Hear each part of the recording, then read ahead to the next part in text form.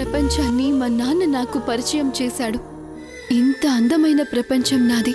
నా ప్రపంచమే నన్ను నిర్దాక్షిణ్యంగా సమాజంలో దోషిగా నిలబెట్టింది.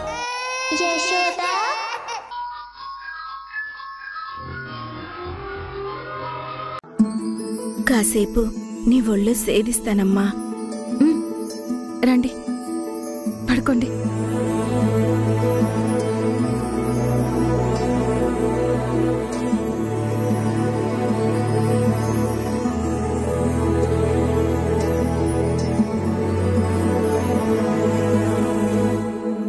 ఏంటత్తయ్యా?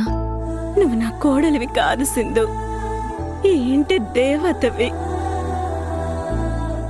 నా ప్రాణాలు కాపాడి మళ్ళీ నాకు కొత్త జీవితాన్ని ప్రసాదించావు.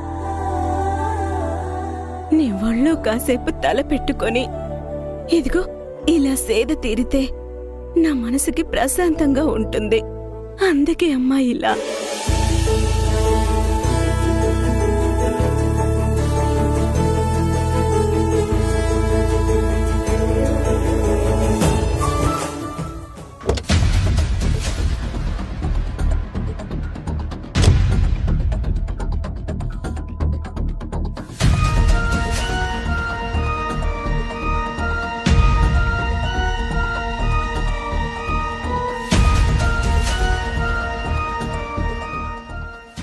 అమ్మా సింధు, ఏ జన్మలో ఏ అదృష్టం చేసుకున్నానో ఈ జన్మలో నువ్వు నాకు కోడలివయ్యావమ్మా.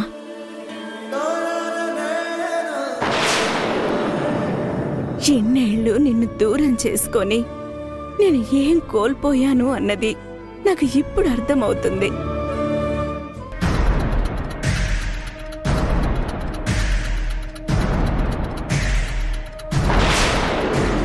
ఇప్పటి నుంచి ప్రతి క్షణం నీతోనే ఉంటానమ్మా. నీ మాటే వింటాను. మీరు కాదత్తయ్యా, నేనే ఏదో జన్మలో అదృష్టం చేసుకున్నాను. ఇదేంటి డోర్ వేసింది? అందుకే మంచి మనసున్న అత్తమామలు నాకు దొరికారు.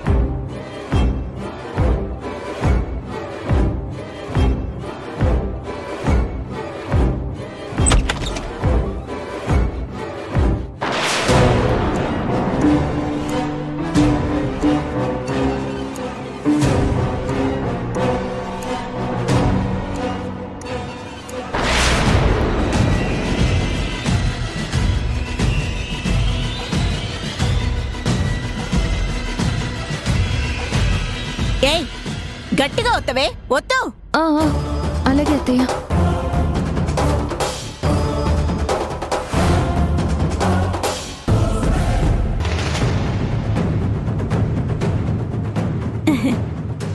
అమ్మా మధు, రామ్మా. సరిగ్గా భోజనం టైంకి వచ్చావు. రా, అందరం కలిసి భోంచేద్దాం. వంటెవరు చేశారత్తయ్యా? నేనే మధు, వంట నేనే చేశాను. నువ్వు కిచెన్లోకి వెళ్ళొద్దు, వంట పని చూడొద్దు అని నీకు పొద్దునే కదా చెప్పాను. వార్నింగ్ కూడా ఇచ్చాను. అయినా సిగ్గు లేకుండా వంట ఎలా చేశావు?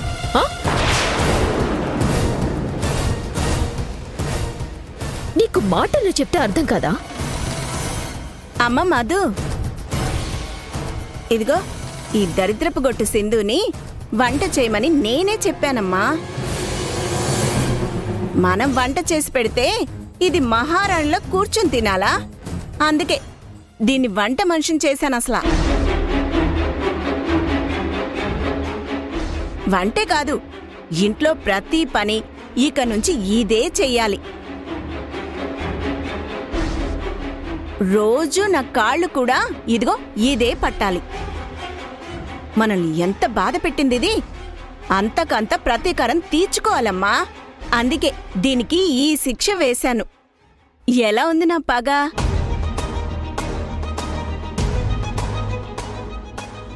అత్తయ్య చెప్పారు కాబట్టి బతికిపోయావు. ఆఫీస్కొచ్చి గొడవ చేసినంత ఈజీ కాదు సింధు ఈ ఇంట్లో నువ్వు గెలవటం.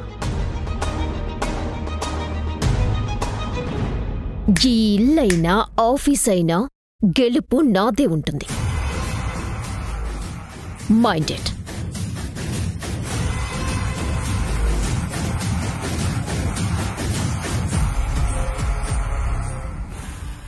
ఎంత పొగరమ్మ దీనికి. ఎన్ని రోజులు ఇలా ఎగిరి పడుతుందో ఎగరనిద్దాం. దాన్ని ఏం చెయ్యాలన్నది మనకి తెలుసు కదా సింధు. టైం వచ్చిన రోజు కరెక్ట్గా దాని బ్రతుకు బస్టాండ్ చేద్దాం. పెరుగుట విరుగుట కొరకేదాము. మధు మిడిసిపాటు ముగిసిపోయే రోజు తప్పకుండా వస్తుంది. అత్తయ్య, దాని సంగతి వదిలేయండి. ఆఫీస్లో నేను వార్నింగ్ ఇచ్చానన్న ఫ్రస్ట్రేషన్లో అలా వాగుతుంది. తన సంగతి వదిలేసేయండి. రండి అత్తయ్య, భోజనం చేద్దాం. అలాగే అమ్మా. పిల్లలు రండమ్మా, భోంచేద్దాం. పదండి.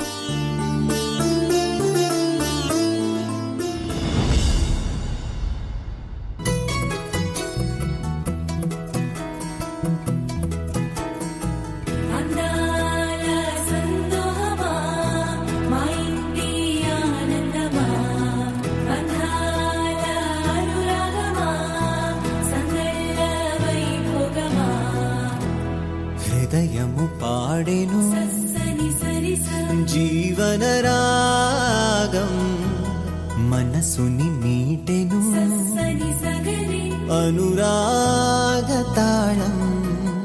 ఉదయానే వేడుక చూసిన ప్రతి పూట టైంకొచ్చావు రాయేష్. స్వర్గమే ఇల్లే అవునవా. భోంచేద్దాం. అమ్మ సింధు, వాడికి కూడా వడ్డించు. మనతో పాటు కలిసి తింటాడు. నాకేం వద్దు.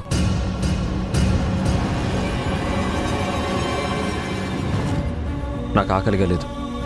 ఏమైంది యష్? ఎందుకు అలా డల్గా ఉన్నావు?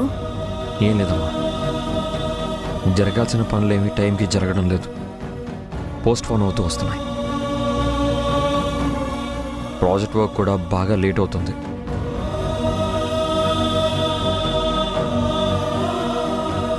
వదిన గురించి సింధు చెప్పినప్పుడే నేను మేల్కొని ఉంటే ఇప్పుడు నాకు ఈ టెన్షన్స్ ఉండేవి కావమ్మా. గుడ్డిగా ఏ మనిషిని నమ్మకూడదని నాకు ఇప్పుడే తెలుస్తుంది. వదిన చేసిన మోసం వల్ల నేను అన్ని వైపులా లాక్ అయిపోయాను.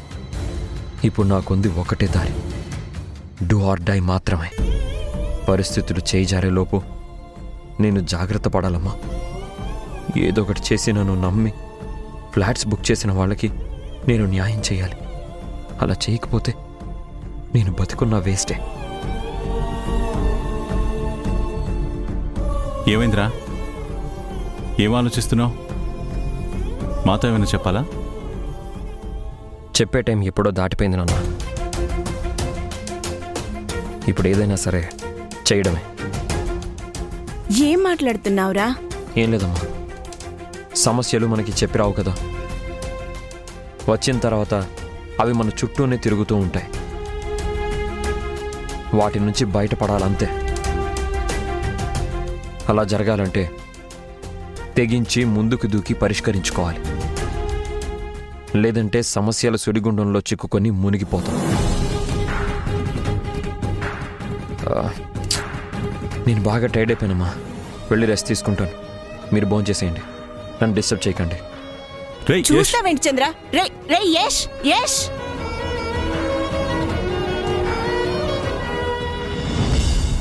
ఏంటి సింధు, యష్ ఇలా మాట్లాడుతున్నాడేంటమ్మా? ఏమైంది వాడికి? యష్ మాటల్ని బట్టి చూస్తే లోపలేదో పెట్టుకుని అది ఇంకొకరికి చెప్పుకోలేక బయటికి ఇంకోలా మాట్లాడుతున్నట్టు అనిపిస్తుంది అత్తయ్య. ఏంటో వీడు, ఈ మధ్య వీడి బాలకం ప్రవర్తన వింతగా అనిపిస్తున్నాయి. వీడెప్పుడు మారతాడో? వీడు మారితేనే అన్ని సమస్యలకి ఒక పరిష్కారం దొరుకుతుంది.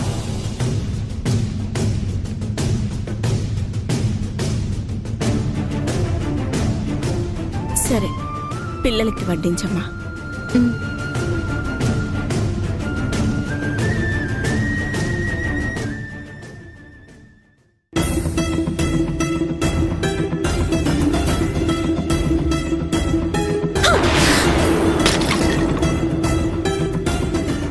ప్రతిసారి ఏదో విధంగా ఆ సింధు నా ప్లాన్స్ కి బ్రేక్ వేస్తూనే వస్తుంది. దాని అడ్డు తొలగించుకుందామని ఎప్పటికప్పుడు ట్రై చేస్తున్నాను, కానీ అన్నీ ఫెయిల్ అవుతూనే వస్తున్నాయి. సింధుని ఎంత వీక్ చేద్దామనుకుంటే అది అంత స్ట్రాంగ్ అవుతుంది. నాకే వార్నింగ్ ఇస్తోంది. దాన్ని ఏదో ఒకటి చెయ్యాలి.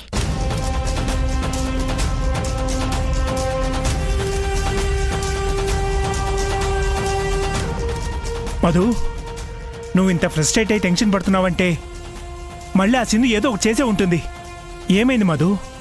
మన ప్రాజెక్ట్ విషయంలో ఎంత అలర్ట్గా ఉన్నాం, మనకి తెలియకుండా తెలివిగా మన కళ్ళు కప్పి ఒక ప్లాట్ ని బుక్ చేసుకుంది. నిజమా? అవును. ఇప్పుడు ఆ ప్లాట్ బుకింగ్ ని అడ్డం పెట్టుకుని కస్టమర్ లాగా ఆఫీస్కొచ్చి 1 వీక్ లో ప్రాజెక్ట్ వర్క్ స్టార్ట్ కాకపోయినా, లేఅవుట్ వేయకపోయినా కస్టమర్లందర్నీ కలుపుకొని ఆఫీస్ ముందు ధర్నా చేయటమే కాకుండా ఉద్యమం చేసి నేషనల్ మీడియా దాకా ఇష్యూని తీసుకువెళ్తానని మీ తమ్ముడు ముందే రచ్చ రచ్చ చేసి నాకు వార్నింగ్ ఇచ్చి వెళ్ళింది. మీ తమ్ముడేమో సింధుకి భయపడిపోయి అది అన్నంత పని చేస్తుంది, వెంటనే వర్క్ స్టార్ట్ చేసేద్దామంటూ నా ప్రాణం తీస్తున్నాడు. ఇప్పుడేంటి మరి? Work start చేయాల్సిందేనా?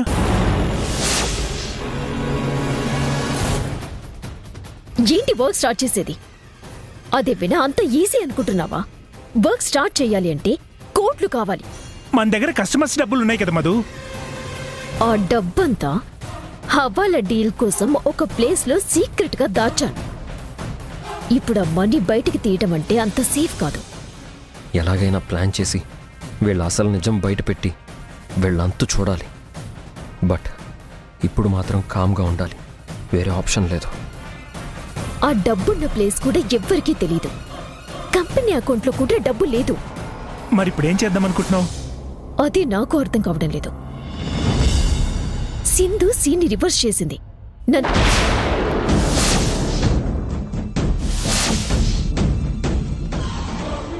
యష్ మా మాటలన్నీ వినేశాడా? వీడేంటి సడన్ గా రూమ్లోకి వచ్చాడు?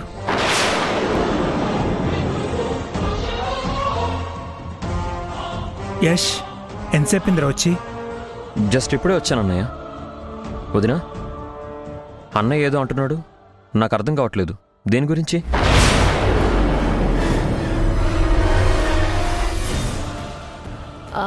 అదే ప్రాజెక్ట్ వర్క్ గురించి, లేఅవుట్ గురించి మీ అన్నయ్యకి ఏం చేయాలి, ఎలా చేయాలి అని డిస్కస్ చేస్తున్నాను అంతే.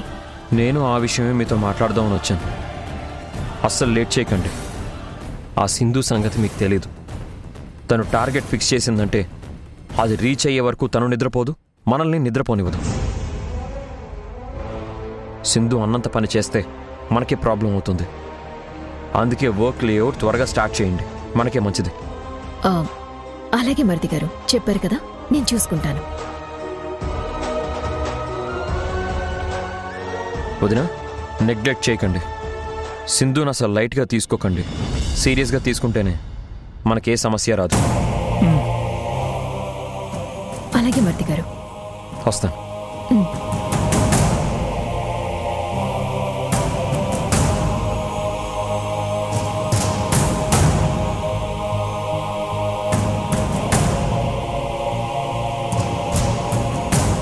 అమ్మయ్యా, తమ్ముడు మన మాటలు వినలేదు. వినుంటే కంపెనీ అకౌంట్లో డబ్బులు లేవన్న విషయం, జనాల డబ్బు మన హవాలాలోకి మారిపోతున్న విషయం అన్నీ తెలిసిపోయేవి. అప్పుడు మనల్ని వదిలేవాడే కాదు.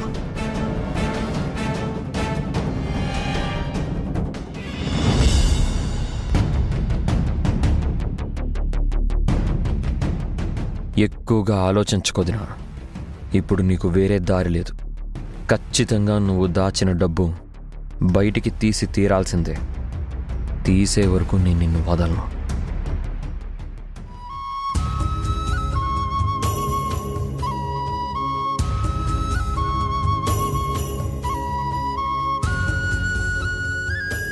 అమ్మా సింధు, ఎందుకు నీలో నువ్వే బాధపడుతున్నావమ్మా? నేనెంత దురదృష్టవంతురాలు అత్తయ్య. ఏంటమ్మా అంత మాట అనేసావు? నువ్వు మా పాలిట అదృష్టానివి. మీకు నేను అదృష్టమే కానీ నాకు నేను దురదృష్టాన్ని అత్తయ్య. ఏమైందమ్మా ఇప్పుడు? ఎందుకంత నిర్వేదం? నా చేతులతో వండి మీకు అత్తయ్యకి దగ్గరుండి వడ్డించాను మావయ్య. నా పిల్లలకి నా చేత్తో తినిపించాను. అందుకు ఆనందంగానే ఉన్నా నా భర్తకి నేను దగ్గరుండి నా చేత్తో అన్నం వడ్డించుకోలేకపోయాను. పక్కనే ఉండి ఆయన ఆకలిని తీర్చలేకపోయాను. అందుకు బాధగా ఉంది మావయ్య. నా భర్త ఆకలితో ఉంటే భార్యగా నాకు బాధగా ఉండదా చెప్పండి?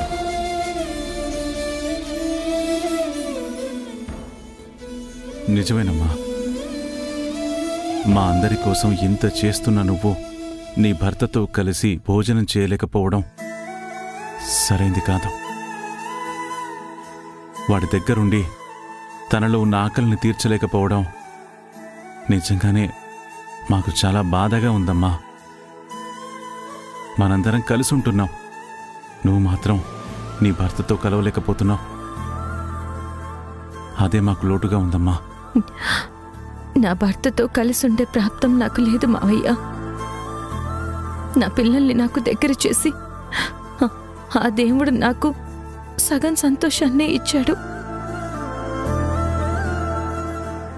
మిగతా సగం సంతోషం యశ్ రూపంలో నాకు దగ్గర కాకుండా అలా దూరంగా ఉంచుతున్నాడు. ఇప్పుడేంటమ్మా సింధు, నువ్వు యష్కి అన్నం వడ్డించాలి లేదా దగ్గరుండి తినిపించాలి, అంతే కదా? వడ్డించటం కాదు, స్వయంగా నీ చేత్తో నువ్వే వాడికి అన్నం తినిపించేలా నేను చేస్తాను. ఎలా చేస్తారత్తయ్య? ఎలాగో చేస్తాను కదా, నువ్వే చూస్తావు కదా. నా చిన్న కోడలి బాధ పోగొట్టడం ఈ అత్తగా నా బాధ్యత. పిల్లలు మీరిట్రండ్రా. ఏంటి నాన్నమ్మా? ఇప్పుడు నేను మీకొక ప్లాన్ చెప్తాను, మీరు జాగ్రత్తగా నేను చెప్పినట్టు చేయండి. ఏంటది?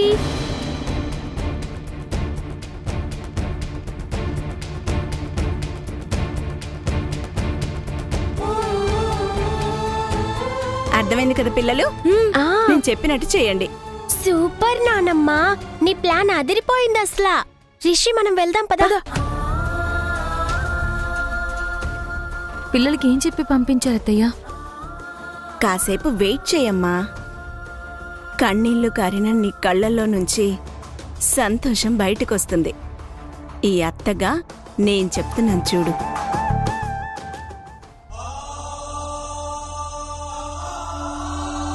నాన్నా, నాన్నా, నాన్నా, ఆడుకుందాం దా నాన్నా. ఇప్పుడా? బాగా టైర్డ్ అయిపోయినా, రేపు ఆడుకుందాం. అదేం కుదరదు నాన్న, మీరిలా డల్గా ఉంటే ఎలా చెప్పండి? కాసేపు మాతో ఆడితే ఆ డల్నెస్ పోయి మీలో హుషారొచ్చేస్తుంది. అవును నాన్న, ఇప్పుడే ఆడుకుందాం. ప్లీజ్ ప్లీజ్ నాన్నా. సరే, ఏం ఆట ఆడుకుందాం? కళ్ళగంతులాట. సరే.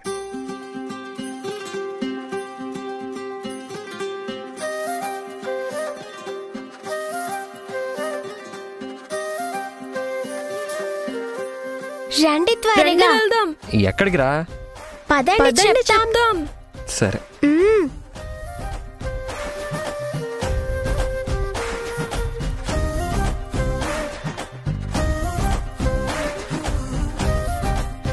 రానా?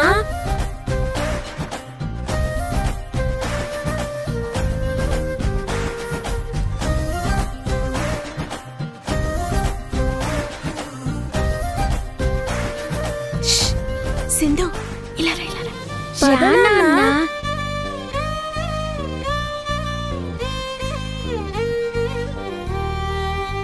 నాన్న ఇక్కడ కూర్చోనా? కళ్ళకు గంతులు కట్టి తీసుకొచ్చారు.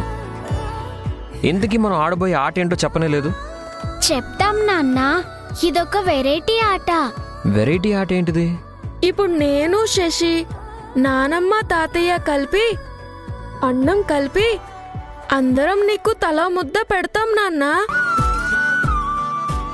నీ నోట్లో ఆ ముద్ద పెట్టింది ఎవరో అన్నది నువ్వు వాళ్ళ చేతిని పట్టుకోకుండా జస్ట్ ఆ ముద్ద తిని చెప్పాలి నాన్న. సరేనా? ఇప్పుడు నాకు ఆకలిగా లేదు శశి. ఈ ఆటలొద్దమ్మా, వేరే ఏదైనా ఆట ఆడదాం. వద్దు నాన్న, ఈ ఆటే ఆడదాం నాన్న. కళ్ళగంతులు తీయొద్దు నాన్న. ఈ ఆటే ఆడదాం నాన్న, చాలా బాగుంటది నాన్న. ప్లీజ్ నాన్న, ప్లీజ్ నాన్న, నాన్న ప్లీజ్ ప్లీజ్ నాన్న. ఆడుకుందాం నాన్న. పిల్లలు ముచ్చటపడి అడుగుతుంటే ఏంట్రా నువ్వు వద్దు అంటున్నావు? ఆడొచ్చు కదా. అమ్మా, నువ్వు ఇక్కడే ఉన్నావా? ఉన్నాన్రా, నాతో పాటు మీ నాన్న కూడా ఉన్నారు. అవునరా, నేను కూడా ఇక్కడే ఉన్నాను. సింధు కూడా ఇక్కడే ఉందా?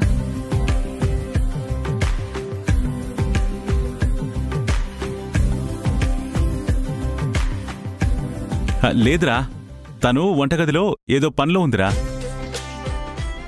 మీ నాన్న మనందరం కలిసి ఆడుకుందామని మమ్మల్ని పిల్లల్ని ఇక్కడికి తీసుకొచ్చారా.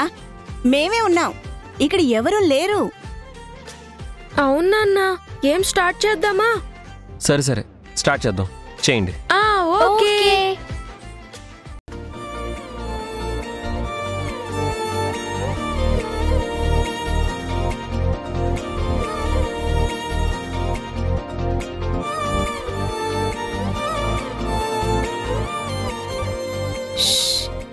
జడియా పెట్టేస్తున్నారు.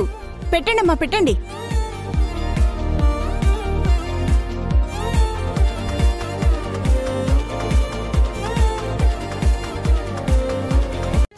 అమ్మ మధు, ఏంటత్తయ్యా? స్కూల్లో ఏదో డ్రాయింగ్ కాంపిటీషన్ ఉందంట. దానికోసం పిల్లలు మన ఫ్యామిలీ ట్రీ డ్రాయింగ్ వేస్తున్నారు. నువ్వు పుట్టింది, పెరిగింది, చదివింది అంతా ఎక్కడా అని దాని గురించి అన్ని డీటెయిల్స్ పిల్లలకి చెప్పమ్మా, వాళ్ళు రాసుకుంటారంట.